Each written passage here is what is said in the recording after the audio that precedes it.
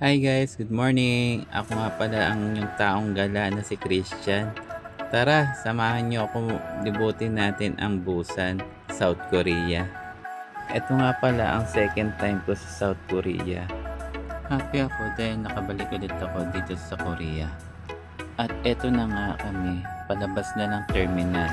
At dyan nyo nakikita ang mga crew member na gustong lumabas at gumala dito sa Busan.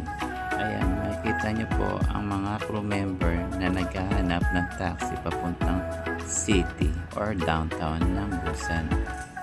Pero alam nyo ba, dati nung nag-aaral pa ako, pangarap ko pa lang ang mag-ibang bansa.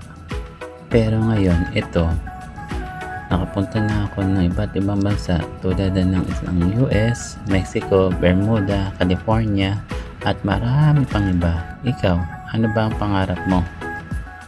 Comment nyo na lang sa comment box kung ano ang pangarap nyo. Mabalik tayo sa Busan. Andito kami ngayon sa Busan International Film Festival. Isa itong kilalang lugar sa Busan. Dito, makakabili ka ng mga souvenir, street food at mga seafood na hindi mo akalain na dito mo lang mabibili. At dito sa tindahan na ito, kami ay nag-try at kumain ng fish cake. Isang uri ng pagkain na kilala sa Korea. After namin kumain ng fish cake at naubos namin, kami ay nagtungo sa isang lugar na puno ng mga seafood. At ito na nga yung first time namin kumain ng isang king crab. Akala ko nga sa YouTube ko lang makikita. Makikita ko rin pala ito sa personal.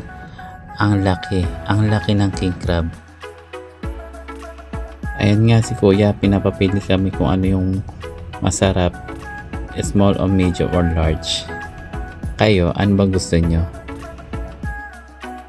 Kung ako ang papapiliin, mas masarap pa rin ang tahong. Ang tahong ni Carla.